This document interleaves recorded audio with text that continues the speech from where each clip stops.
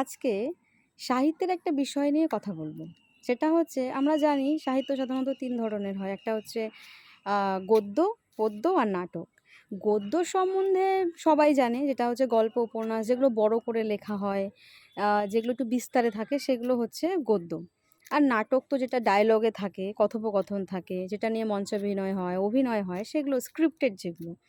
কিন্তু পদ্য কী জিনিস? পদ্য বলতে গেলেই সবাই বলবে যে কবিতা। পদ্য মানেই কবিতা। কিন্তু আমাদের মধ্যে একটা ছোট্ট একটা ভুল ধারণা আছে।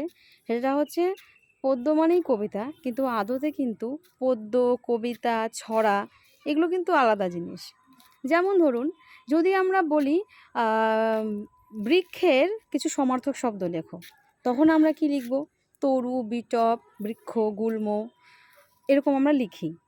কিন্তু এই যে বৃক্ষ, তরু, গুল্ম, বিরুৎ এগুলো কিন্তু বৃক্ষের মানে গাছের সমার্থক শব্দ হলেও বিরুৎ, গুল্ম আর বৃক্ষ কিন্তু এক নয়।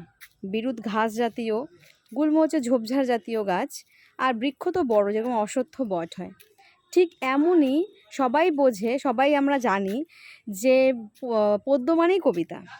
কিন্তু এক্ষেত্রে অনেক সাহিত্যিক, অনেক লেখক এটা বলেছেন যে পদ্য হলো খুব সহজ সরল ভাষায় লেখা হয়। যেমন ছড়া। ছড়া আমরা কোনগুলোকে বলি? আতা গাছে তোতা পাখি, ডালিম গাছে মৌ। এই যে আমরা একটা পড়েছিলাম ছোটোবেলায়, এটা হলো গিয়ে ছড়া, যার লাইনগুলো ছোট হবে, ছন্দ মিলিয়ে হবে এরকম। ঠিক তেমনই পদ্যটাও এমন। মানে কি হবে, ছড়া যেরকম লেখা হয় ছন্দ মিলিয়ে, ঠিক সেরকমই পদ্যটাও হবে, কিন্তু এর লাইনের দৈর্ঘ্যটা একটু বড় হবে ছড়ার থেকে। আর পদ্যের আরেকটা গুণ হচ্ছে যে পদ্যকে আমরা খুব সহজেই বুঝে যাব। পদ্যকে আমাদের বুঝতে খুব একটা সমস্যা হবে না। মানে আদর্শ পদ্যের একটা উদাহরণ আমি দিচ্ছি। রবীন্দ্রনাথ ঠাকুরের লেখা আমরা সহজ পাঠে পড়েছিলাম যে আমাদের ছোট নদী চলে আঁকে বাঁকে, বৈশাখ মাসে তার হাঁটু জল থাকে। ঠিক এই যে এটা হচ্ছে একটা আদর্শ পদ্যের উদাহরণ। তো আমরা ঠিক এইরকম, মানে আমরা পদ্যটা যখনই পড়ব তখনই আমাদের কাছে পড়তে পড়তেই তার মানেটা আমাদের কাছে মানে পরিষ্কার হয়ে যাবে। কিন্তু কবিতার ক্ষেত্রে তা নয়।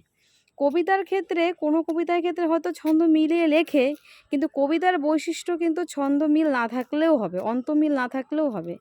কিন্তু কবিতার যেটা বৈশিষ্ট্য সেটা হচ্ছে কবিতা পড়ে আমরা সাথে সাথে বুঝতে পারবো না। আমাদেরকে কবিতাটা বারংবার পড়তে হবে। কবিতার মধ্যে কিছু অন্তর্নিহিত ভাব লুকিয়ে থাকে, যেগুলো আমাদেরকে পড়ে তার সারাংশটা বুঝতে হয়। যেমন এক্ষেত্রে একটা উদাহরণ দিতে পারি, কাজী নজরুল ইসলামের কান্ডারি হুঁশিয়ার। সেটা একটা কবিতা। কি আছে ছিল ওখানে? কি ছিল? দুর্গম গিরি কান্তার মরু, দুস্তর পারাবার, লঙ্ঘিত হবে রাত্রি নিশীথে, যাত্রীরা হুঁশিয়ার। তো এইখানে ওই রাত্রি নিশীথে একই শব্দ কিন্তু। কিন্তু এটাই হলো কবিতার বৈশিষ্ট্য যে একই মানের, একই অর্থের অনেক শব্দ ব্যবহার হতে পারে, বা একটা শব্দেরই অনেক অর্থ হতে পারে। বা আমরা যে কবিতাটা পড়ছি, যেমন বিশেষ করে আমরা যদি মাইকেল মধুসূদন দত্তের কবিতাগুলো পড়ি তাহলে কিন্তু আমরা সহজে বুঝতে পারবো না। আমাদেরকে কিন্তু অনেক বড় ডিটেলে পড়তে হবে, আরও মানে জানতে হবে, তবেই আমরা বুঝতে পারবো। তো এই ক্ষেত্রে কবিতা আর পদ্যের মধ্যেও অনেক পার্থক্য।